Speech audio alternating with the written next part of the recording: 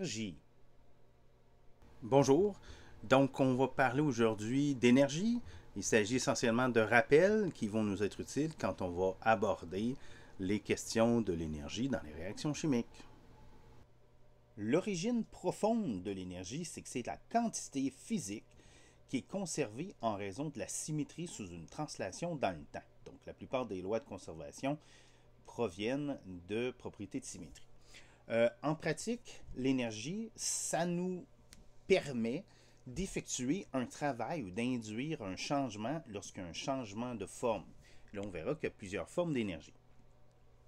Dans le système d'unité, le système international d'unité, on mesure l'énergie en joules. Et on verra, notamment en physique, qu'il y a plusieurs équivalents au joule. L'énergie, ça existe sous plusieurs formes, et on va regarder, mais ce qui est fondamentalement important et très crucial à retenir, c'est que l'énergie, elle est conservée. Donc, si j'ai un système isolé, ou si je prends l'ensemble de l'univers, l'énergie est toujours conservée, je ne peux pas en créer, je ne peux pas en détruire.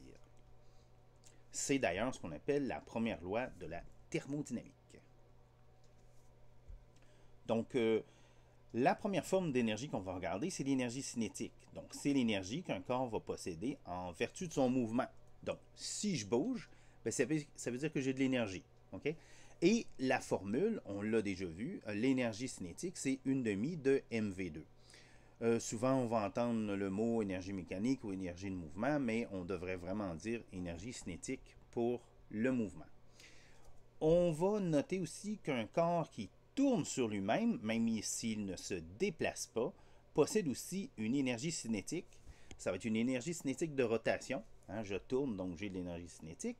La forme est la même que celle de notre énergie cinétique de translation, sauf qu'au lieu d'avoir la masse, on a ce qu'on appelle le moment d'inertie, et on a aussi la vitesse angulaire qui remplace la vitesse.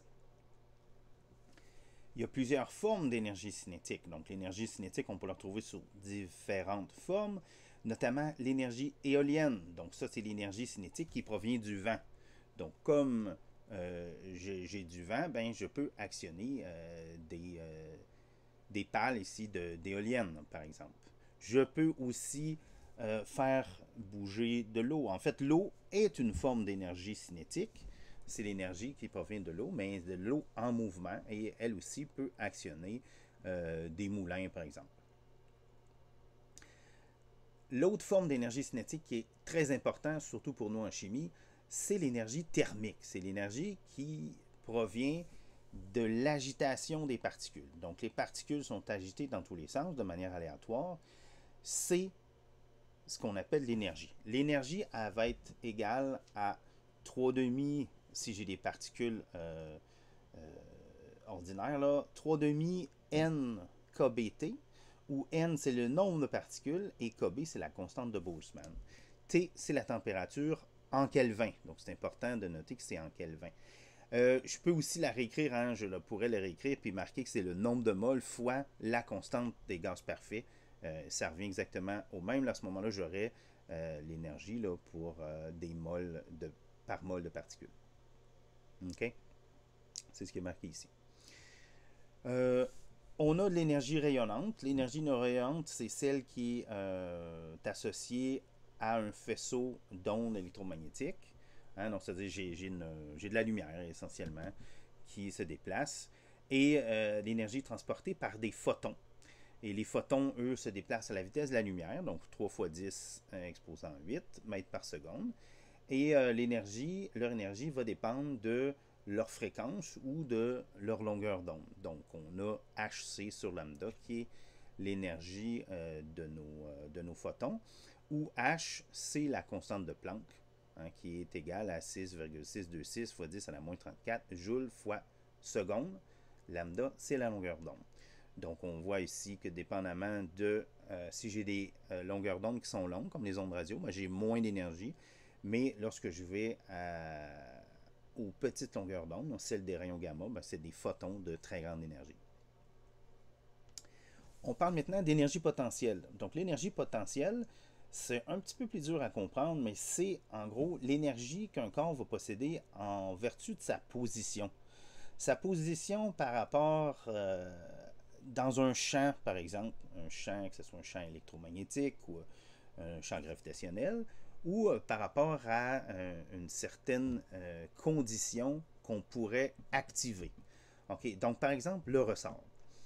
J'ai ici ma masse et elle est attachée à un ressort. Ben, si je force, ben, je sais que je suis capable de déplacer la masse, mais j'ai utilisé une force. Si je relâche soudainement ma masse, ben, on le sait que le ressort va s'en aller dans l'autre direction. Donc, il va subir une poussée par le ressort et cette poussée-là va être proportionnelle au déplacement que je réinduis. Et la forme qu'on lui donne, c'est celle-là. C'est l'énergie, c'est 1/2 fois kx au carré, où x, c'est mon déplacement. Et k, c'est une constante du ressort. Ça dépend des ressorts. Plus le ressort est rigide, ben plus j'aurai un k qui est grand. L'énergie potentielle aussi peut s'exprimer dans un champ de gravité. Donc, si ici, ma masse, je lui fais prendre l'ascenseur, ben, elle est partie. Hein, c'est sûr que si j'étais en bas puis je la faisais rouler, ben, je lui donnais un petit coup pour la faire rouler, ben, elle aurait juste la force, hein, elle aurait juste l'énergie que je lui ai donnée avec mon petit coup. Mais là, ici, c'est clair que si je la pousse un peu, ben, elle va tomber. Donc, elle subit, en fait, son énergie va être transformée en énergie cinétique. Donc, l'énergie reliée à ça, c'est l'énergie potentielle. Donc, ma masse a le potentiel de faire quelque chose. Et dans un champ gravitationnel, à la surface de la Terre, par exemple, où on considère que l'accélération gravitationnelle est constante, ben, l'énergie sera égale au produit de la masse fois une constante qu'on appelle l'accélération gravitationnelle fois la hauteur. Donc, plus je suis haut, plus que j'ai d'énergie potentielle. Okay? Donc là, une fois qu'on relâche l'objet, ben, il va acquérir du mouvement. Là, des énergies potentielles, il y en a plusieurs formes. Je veux rajouter celle-là. Donc, on parle d'énergie potentielle électrique. Donc, oui, il y a de l'énergie potentielle électrique. Donc, on avait déjà vu en électricité que si on a deux masses, donc pas deux masses, mais deux charges, donc supposons que j'en ai une qui est fixe ici, et j'ai une petite charge que je peux déplacer, pardon, ben, à mesure que je la rapproche, hein, je dois appliquer une force pour pouvoir la rapprocher. Et puis, on sait très bien que si j'enlève la force, si je relâche ça, ben, ma particule va se déplacer. Et plus je l'ai rapprochée, plus elle va se déplacer rapidement. Pourquoi? Ben parce que c'est à cause de la loi de Coulomb, de l'électricité. Et il y a une énergie potentielle qui est reliée à ça. C'est en fait, dans le fond, on divise par R. Hein, donc la loi de Coulomb, c'est le K fois le produit des charges divisé par R au carré. Là, j'ai divisé par R. C'est-à-dire, j'ai divisé le dénominateur par R. Donc là, j'ai la j'ai une énergie, donc c'est KQQ sur R. Donc plus je suis proche, plus cette distance-là est petite, plus l'énergie potentielle est grande. OK? Donc, ça, c'est mon énergie potentielle. Ça l'a mené, là, quand on a fait de l'électricité, à la définition du potentiel électrique. Donc là, quand je dis j'enlève ma petite charge, puis je dis qu'est-ce qui arriverait si j'en mettais une, c'est là qu'on avait défini notre potentiel électrique. Et notre potentiel électrique nous avait permis, là, on pouvait l'écrire aussi comme U ou delta U, hein, c'était la différence d'énergie. Si je mettais une charge unité, hein, pour la faire passer d'une position à l'autre, c'était ce qu'on avait appelé la différence de potentiel. OK? Et avant de conclure, on parle d'énergie chimique parce que c'est notre but. On est en chimie, on veut parler de l'énergie chimique. L'énergie chimique, c'est l'énergie qu'un corps possède en vertu des liens chimiques qui unissent les atomes qui le composent. Donc, il y a de l'énergie qui est contenue dans ces liaisons-là et je peux la libérer si j'arrive à briser. Donc, on peut voir, si on veut, l'énergie chimique comme une forme d'énergie potentielle. Donc, je suis capable de la relâcher si je brise les liens. Donc, ça va être le cas notamment lorsqu'on va avoir des réactions comme la combustion. Donc, c'est sûr que si je brûle quelque chose, on s'en rend compte, il y a un dégagement d'énergie.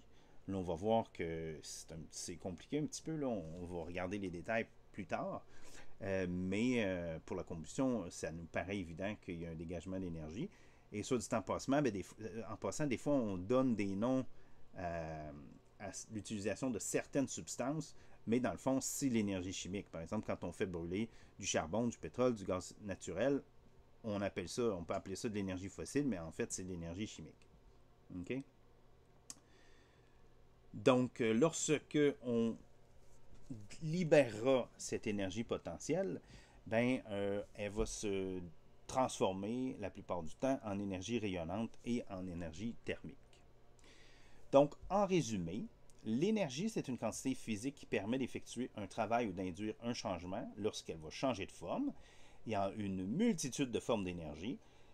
Notamment, il y a l'énergie chimique qui va se transformer généralement en énergie rayonnante et en énergie thermique.